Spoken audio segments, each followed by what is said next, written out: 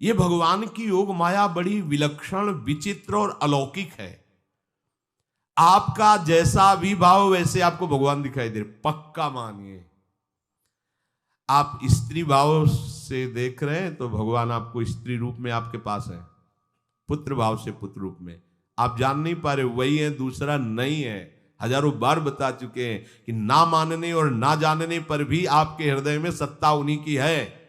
जिस दिन वो भगवान अंतर ध्यान हो जाते, प्यारे पुत्र, प्यारी पत्नी, प्यारे सुहृद मित्र आदि को आप चिता में जला देते हैं, तो था ना आपके हृदय में आदर, पर आप अनजाने से भी भगवान का ही आदर करते हो। अगर जान करके आदर कर लो तो तुम मुक्त हो जाओ इस दुख से, इस प्रपंच से। श्री भगवान कहते हैं कि मेरे अज अविनाशी स्वरूप को ये मूढ़ लोग नहीं जानते हैं, केवल वही जान सकता है जो मेरा आश्रय लेकर के मेरे को पुकारता रहता। भजन का मतलब तब पुकारना, भगवत चिंतन करना। वेदाहम शमतीतानि वर्तमानानि चार्जुन भविष्याणि च भूतानि माम तु वेद न कश्चन। हे अर्जुन, जो प्राणी भूतकाल में हो चुके हैं तथा जो वर्तमान में है और जो भविष्य में है, उन सब प्राणियों को मैं जान रहा हूं। जैसे आंवला ऐसे रख लो तो चारों तरफ से देख सकते हो, ऐसे भगवान अनंत ब्रह्मांडों को, जीवों को एक साथ देख रहे हैं। यही भगवान की भगवत्ता है, एक साथ देख रहे हैं। कोई भी जीव ऐसा नहीं है जिसको भगवान का दुलार नहीं मिल रहा हो, कहीं भी हो, अनंत ब्रह्मांड सबके लिए जो आवश्यक हो भेज रहे। कोई भूखा नहीं रह सकता। एक बार वीर शिवाजी समर्थ गुरु श्री रामदास स्वामी जी के पास गए और कहा कि स्वामी जी अकाल पड़ा हुआ है, तो हमने सारा का सारा खजाना खोल दिया और सबको पवाया।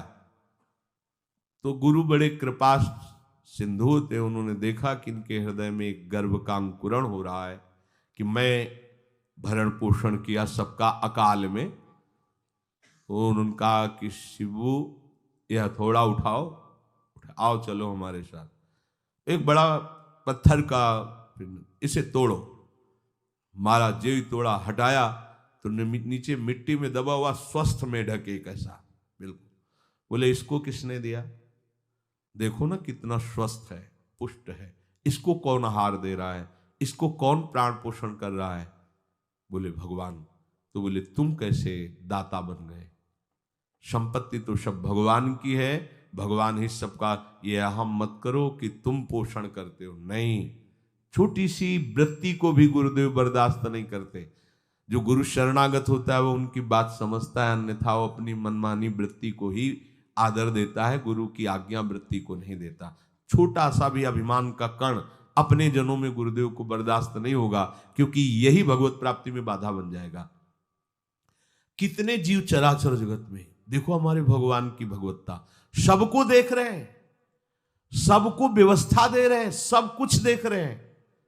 3 प्रकार की लीला हो रही, कहीं पालन लीला, कहीं सृजन लीला, कहीं विनाश लीला, उन्हीं के द्वारा हो रही, वही देख रहे हैं, वही कर रहे हैं। अगर ये बात तुम्हारी समझ में आ जाए तो अभी भगवान की शरण हो जाओ, पर अहम के कारण ये बात समझ में नहीं आती। जो भूतकाल में हो चुके हैं, वर्तमान में हैं, जो भविष्य में होंगे, सबका प्रभु वर्तमान की तरह देख रहे हैं, दर्शन कर रहे हैं। परंतु मुझे मेरे भक्त के सिवा कोई नहीं जानता है। भक्त के सिवा कश्यन, कोई भक्त बिरला, वही केवल भगवान को भगवान सबको देख रहे हैं, भगवान की दृष्टि सब पे है। अगर ये बात आपकी समझ में आ जाए तो अभी आनंद आने लगेगा। मैं भगवान की दृष्टि में हूं, बस आज हमें सत्संग से बात मिली कि मैं भगवान की दृष्टि में हूं, मुझे वो देख रहे हैं, बढ़िया बन गया। अब आप पाप कैसे करोगे? क्योंकि भगवान की दृष्टि में भगवान आपको देख रहे हैं। डरो, किसी गवाही की जरूरत नहीं, वो देख रहे हैं। तो आप भय क्यों कर रहे हो? आपको भगवान देख रहे हैं, आपको डरना नहीं। फिर आप कामना क्यों कर रहे हो? भगवान आपको देख रहे हैं, जो चाहिए उस समय से दे देंगे, आप निश्चिंत रहिए। अगर आप अहम करोगे तो दुख भोगोगे, आश्रित रहोगे तो सब अपने आप निर्वाह हो जाएगा। एक आदमी ट्रेन के डिब्बे में बैठे दौड़ ऐसे ऐसे दौड़ रहा था। एक ने पूछा भाई क्यों दौड़ रहे? बोले अमुक स्टेशन जाना है। तू बैठ जा, गाड़ी चल रही है, ट्रेन चल रही, तू बैठ जा। ऐसी त्रिगुणात्मिका माया की ट्रेन चल रही, पूरे विश्व का विश्वंबर भरण पोषण कर रहे हैं, तू तो बैठ जा भगवद आश्रय लेकर के, तू काहे को दौड़ा घूम रहा है? लेकिन ये अहंकार के कारण भटकता रहता है। भूत, वर्तमान और भविष्य काल, ये तीन विशेषण देकर भगवान कह रहे हैं कि मैं सबको देखता रहता हूं, जो हो गए, जो हैं, जो होंगे। भूत के प्राणी, भविष्य के प्राणी अथवा वर्तमान के प्राणी सभी भगवान की दृष्टि में वर्तमान की तरह ही हैं। ये भूत, भविष्य, वर्तमान काल केवल हम लोगों की दृष्टि में भेद है, भगवान की दृष्टि में नहीं। हो चुका, होगा, हो रहा है, भगवान की दृष्टि में सब हो रहा है, पीछे का भी, अब का भी, सब सामने चल रही सीन। हमारे हृदय में विश्वास हो जाए प्रभु हमें देख रहे हैं। अभी तो हमें ये नहीं पता कि हम भजन कर रहे हैं, भगवान पता नहीं जान रहे हैं कि नहीं जान रहे हैं। अभी भक्ति में रंग आ जाए, अगर ये बात समझ में आ जाए कि प्रभु देख रहे हैं हमें। देखो, जब हमारे गुरुजन बैठकर सुनते हैं और जब गाने को अवसर मिलता है तो ज्यादा उत्साह होता है कि बैठे सुन रहे हैं। ऐसे ही अगर हम मान लें कि हमारे प्रभु सुन रहे हैं, हम जो भजन कर रहे हैं हमारे प्रभु देख रहे हैं, जो सेवा कर रहे हैं भगवान हमारे स्वीकार करें, प्रियालाल स्वीकार कर, अभी भक्ति का रंग आ जाए, ये बात हमारे हृदय में बैठ जाए कि मैं हर समय प्रभु की दृष्टि में हूं, हर समय मैं अपने आराध्य देव की दृष्टि में हूं, कितना आनंद आएगा। अंदर से सोचो जरा, हर समय वो हमें देख रहे हैं और वो कह रहे हैं मैं देख रहा हूं। पीछे जो तुम किए वो देख रहे हैं वर्तमान की तरह, अभी जो वो तुम देख रहे हैं, आगे जो करोगे वो भी देख रहे हैं। वो पहले से उनको सब पता है, तुम ऐसे ऐसे चलोगे, ऐसे ऐसे कार्य करोगे। भगवान की दृष्टि में सब कुछ वर्तमान ही रहता है। संपूर्ण प्राणी काल के अंतर्गत है और प्रभु श्री हरि कालातीत है। देश, काल, वस्तु, व्यक्ति, घटना, परिस्थिति ये बदलते रहते हैं, पर प्रभु श्री हरि वैसे के वैसे ही रहते हैं। काल के अंतर्गत प्राणियों का ज्ञान एक सीमित है। अब इस दीवाल के पीछे कौन खड़ा है, क्या कर रहा है, पता नहीं, पर भगवान की दृष्टि में नहीं। भगवान की दृष्टि में सुमेरु पर्वत पर क्या हो रहा है, जहां किसी की दृष्टि, वहां भी उनको, ब्रह्मलोक में ब्रह्मा क्या कर रहे हैं, बैठे बैठे सब। इसलिए कितने महान ईश्वर हैं। एक छोटी सी भी चींटी को दाना मिला कि नहीं, उनको चिंता है। देखो, आप छोटे से 2-4 लोगों का भार लेकर के चिंतित हो रहे हो, अनंत ब्रह्मांडों के अनंत जीवों का भरण पोषण प्रभु हमारे कर रहे हैं और निश्चिंत है। अचिंत शक्तियां भगवान की, तो आप भी तो उनके बच्चे हो ना। ये सब कहने का मतलब है आप भी तो उन्हीं के अंश हो ना। 2-4 की चिंता में इतने तुम बावरे हो रहे हो, डिप्रेशन में पहुंच रहे हो, 2-4 कामनाओं के पीछे इतने। अनंत ब्रह्मांड तुम्हारा जो अंशी है, अनंत ब्रह्मांडों के अनंत जीवों का अनंत काल से भरण पोषण करता चला रहा है। कहीं भी किसी के साथ कुछ भी गलत नहीं हो सकता। जैसे कहते हैं कि क्या गलत हुआ, देखो ना अभी तो बच्चा था, ऐसा ऐसा हो गया, तो तुम्हारी दृष्टि में बच्चा है, पीछे तो बहुत पुराना है ना, जो कर्म करके आया उसका फल। कहीं भी गलत किसी के साथ नहीं होता, ध्यान रखना। जहां कुछ होता है, अभी हमने देखा मानो कि ये तो बहुत गंदा है, तो सीधे जा रहा था, ये आदमियों ने मिलकर इसे पीटा, अभी सीधा चल रहा, पीछा टेढ़ा चल के आया है, और जिनको पीटा है वही आके इसे पीट रहे हैं। अब हम वर्तमान को तो देख रहे हैं ना, पीछे की बात तो देख नहीं रहे ना, और भगवान पीछे की देख रहे हैं कि इसने पीछे बहुत ऐसा गलत किया, उसका हिसाब इसको मिल रहा है, इसलिए चुपचाप देखते रहते हैं।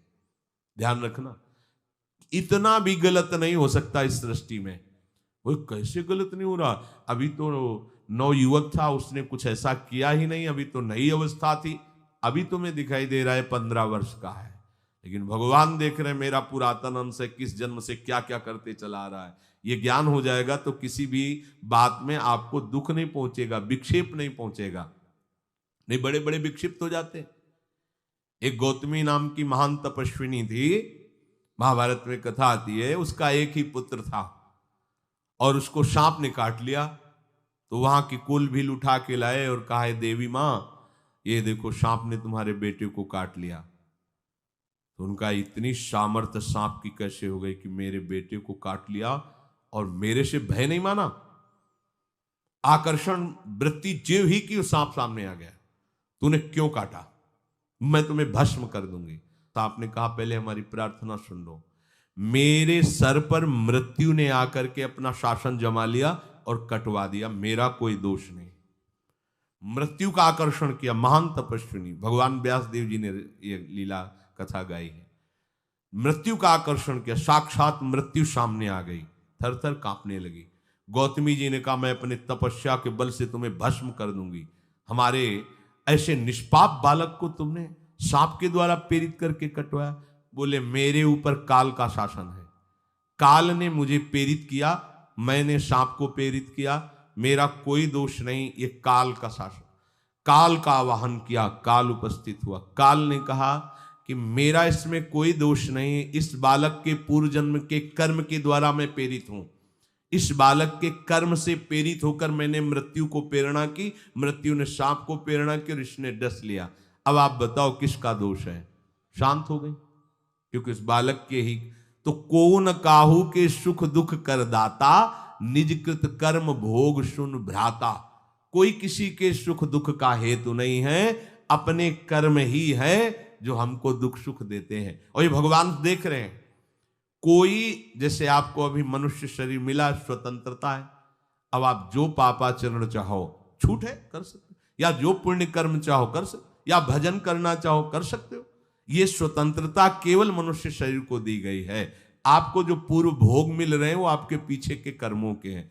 तो जो ज्ञानी जन होते हैं, विवेकी जन होते हैं, आए हुए प्रारब्ध को भोग लेते हैं, नया कोई पाप नहीं करते, निरंतर भजन करते रहते, भगवान की कृपा से मुक्त हो जाते। अगर भगवान की शरण में नहीं होगे, भजन नहीं करोगे, तो आपके ऊपर बहुत से ऋण है, दुर्गति हो जाएगी। ऐसा नहीं है।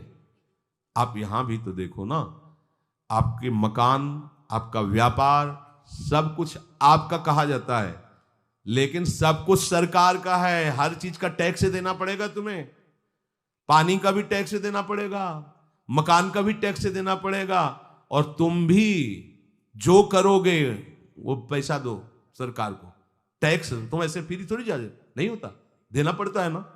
आप मान लो नौकरी कर रहे हो कि हमारी नौकरी करे, तो उसमें सरकारी टैक्स कटेगा आपका, क्योंकि आप सरकारी आदमी हो, भारत देश के वासी हो। ऐसे ही ये टैक्स लगे हुए हैं सरकारी भी, मातृ ऋण, पितृ ऋण, ऋषि ऋण, ये टैक्स है। ऐसा नहीं कि तुम कमाओ खाओ और इसके बाद मर के जाओ स्वर्ग मिलेगा। टैक्स चुकाओ। ये मनुष्य शरीर मिला, इन ऋणों से मुक्त हो। अगर नहीं हुए तो भी तुम्हें दुर्गति होगी। आप देखो, जब कभी ऐसी सूचना मिलती कि अमुक आदमी का अमुक धन पकड़ा गया, तो इनाम दिया जाता है क्या कि इतना कमा लिया? सजा दी जाती है।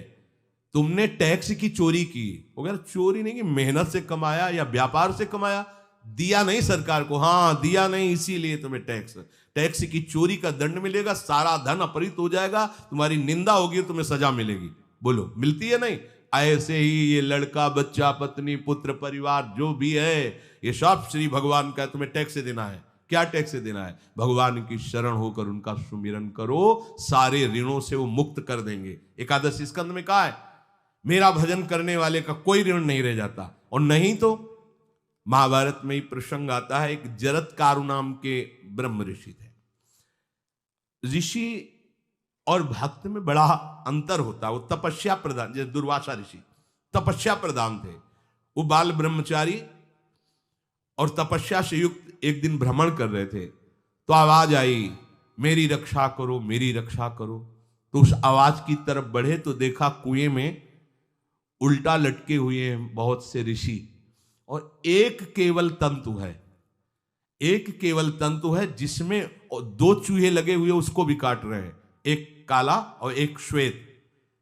तो उन्होंने देखा और दयालु हो गए कि ऋषियों, मैं तुम्हारी कैसे रक्षा कर सकता हूं? तो उन्होंने कहा कि ये जो दो चूहे हैं रात और दिन हैं, और जो हम लोग हैं ये तुम्हारे पितर हैं। ये चूहे तुम्हारी आयु को काट रहे हैं, एक तंतु हमारे कुल में केवल तुम ही हो, और तुमने तपस्या की ठान ली, ब्याह किया नहीं, गृहस्थ धर्म में गए नहीं, पुत्र हुआ नहीं, तो तपस्या में, भक्ति में एक दम है कि सब ऋणों से मुक्त कर देगी। ये बात ध्यान रखना। तपस्वी अलग है, भक्त अलग। इसलिए पीछे चर्चा आई थी कि तपस्वियों से भी अधिक, ज्ञानियों से भी अधिक, कर्मकांडियों से भी अधिक वो मेरा भक्त योगी होता है। तुमने तो ब्याह किया नहीं, तो अब ये तंतु रात दिन तुम्हारे जीवन को काट रहे हैं, जहां तुम खत्म हुए हम सब नरक में गिर जाएंगे। पितरों ने कहा तुम पितर ऋण से युक्त हो, मुक्त तभी होगे जब ऐसा करो। वो दृश्य खत्म, अंतर ध्यान हो गया। और वो बड़े दुखी हुए कि क्या करें। तो उन्होंने मन में निश्चय किया कि ब्याह तो करूंगा पितरों के उद्धार के लिए। इतने बड़े तपस्वी हैं जरत्कारु जी, बड़ी महिमा है, लेकिन बात यहां फंस गई, पितृ। उन्होंने मन में निश्चय किया कि कोई आके अपनी कन्या दे दे और उसका भी नाम जरत्कारु हो। मैं बिल्कुल भरण पोषण नहीं करूंगा और कभी हमसे कोई प्रश्न ना करे, ऐसी अगर कोई कन्या देगा तो मैं स्वीकार कर लूंगा। अब ऐसे ना नगर जाना है ना किसी से बात करनी, तो वृक्षों से कहते अपने पितरों के उद्धार के लिए मैं चाहता हूं कि कोई पाणी ग्रहण संस्कार करा दे, कोई हमारे नाम की कन्या को दे दे, और ऐसा ऐसा व्रत है। ऐसा ही बोल रहे थे कि वासुकी नाग उपस्थित हो गए और उनकी बहन का भी नाम जरत्कारु था। उन्होंने कहा सुनिए महाराज, मैं नागराज वासुकी हूं, सब देव रूप में, कोई ऐसे नहीं सांप वैसे बने, देव रूप, सुंदर कन्या जरत्कारु। बोले ये कन्या मैं आपको समर्पित करता हूं, हमारा सौभाग्य होगा आप जैसा महर्षि हमारी बहन का पति बने। इसका भी नाम जरत्कारु है, और आपकी जो इच्छा है कि मैं भरण पोषण नहीं करूंगा तो मेरे पास संपूर्ण वैभव है, आप भी पधारिए, मैं आपका भी भरण पोषण करूंगा, अपनी बहन का भी। तीसरी बात, मेरी बहन इतनी शास्त्र सम्मत आराधना से युक्त है कि वो कभी आपसे प्रश्न ही नहीं करेगी, तो उनका स्वीकार है। प्रसन्न हुए, चले गए। काफी समय तक उनके महल में रहे। एक दिन जरत्कारु अपनी जरत्कारु पत्नी की गोद में सर रख कर ऐसे लेटे हुए थे, सो गए। और शास्त्रज्ञ थी, संध्या का काल था, संध्या काल में निषेध है मैथुन करना, भोजन करना और स्वाध्याय करना, ये सब संध्या काल में बस भगवत स्मरण प्राण लोकवत। लेकिन हमारे यहाँ महारानी जी की संध्या आरती और संध्या भोग लगने के बाद, ये इसीलिए वृंदावन धाम इसका कहीं भी ये वेदान्नपि संन्यस्त, वेदों से भी ऊपर उठी हुई रसमयी रसोपासना है, प्रियालाल की महल है। ये जगत सिद्धांत नहीं है, ये जगदीश का भी सिद्धांत नहीं है, ये प्रेम सिद्धांत है। वृंदावन नित्य विहार रस है, इसलिए इसको बीच में बता देते हैं कहेंगे दूसरे को तो, और यहाँ शाम के तो भोग ही लगता है, गान बजान होता है, बकाया सिद्धांत है। आंख मूंद करके या तो गायत्री जप या जो गुरु मंत्र चुपचाप शांत भाव से जपे, ऐसा। अब वो इस चिंता में थे कि मेरे पति का धर्म जा रहा है, और मैंने आज तक कुछ बोला नहीं अपने पति से, अगर बोलती हूं तो हो सकता है ये नाराज हो जाए और छोड़कर चले जाए। अगर मुझे छोड़ देते हैं और इनका धर्म बचता है तो ये ठीक बात रहेगी। कितनी विवेकवान है। अगर ये सोते रह गए और सूर्य अस्ताचल को चले गए तो इनका धर्म लोप हो जाएगा, ये मैं होने नहीं दूंगी, अपने पति का धर्म लोप नहीं होने दूंगी। और वो उस समय भी केवल एक लंगोटी लगा के रहते थे, अस्थि मात्र हो रहे शरीर, वहां भी ऐसा नहीं कि दूल्हा बन करके सज, नहीं, वैसे ही केवल पितरों की तृप्ति के लिए उन्होंने बात स्वीकार की थी। उन्होंने कहा महाराज उठिए, संध्या का समय है, शास्त्र निषेध करता है इस समय सोना नहीं चाहिए, नहीं आपके धर्म का लोप हो जाएगा। महाराज उठिए, सूर्य अस्ताचल को बस पहुंचने ही वाले हैं, उठिए। उठे एकदम लाल आंख करते हुए, तुमने हमें टोका कैसे, तुमने हमसे प्रश्न कैसे कर दिया, मैं अभी तुम्हारा त्याग करता हूं। बोले स्वीकार है, आपके धर्म का लोप ना हो। कहीं सूर्य अस्ताचल को चले गए, आपने अर्घ नहीं दिया तो जीवन भर की आपकी उपासना में कलंक लग जाएगा कि आपने संध्या काल में शयन करते हुए सूर्य आराधना नहीं की, आपके धर्म का लोप हो जाए। बड़ा सूक्ष्म धर्म का विषय। तो उनका सूर्य की ताकत कैसे कि मैं सोता रहूं और वो अस्ताचल को चले जाए, ऐसे महात्मा थे। का सूर्य की ताकत कैसे, भगवान व्यास देव जी ने लिखा है, किसी कहानी की बात नहीं। सूर्य की सामर्थ्य कैसे है कि मैं अर्घ ना दूं और वो अस्ताचल को चले जाएं, सूर्य तब तक रुके रहते जब तक मैं सोता रहता, पर तुमने टोक दिया, अब मैं चला। जब चले तो उन्होंने कहा हमारे गृहस्थ धर्म का जो फल होता है आपके पाणी ग्रहण स्वीकार का जो फल होता है उसको बिना दिए आप कैसे चले जा रहे हैं? तो उनका आस्ति वो है, चले गए। उसी से आस्तिक मुनि का प्रादुर्भाव हुआ और उन्होंने आगे बड़ा चरित्र है उनका, आस्ति, तो उसी से नाम रखा आस्तिक। आस्तिक उन्होंने जन्मेजय की यज्ञ को बंद किया। आप सोचो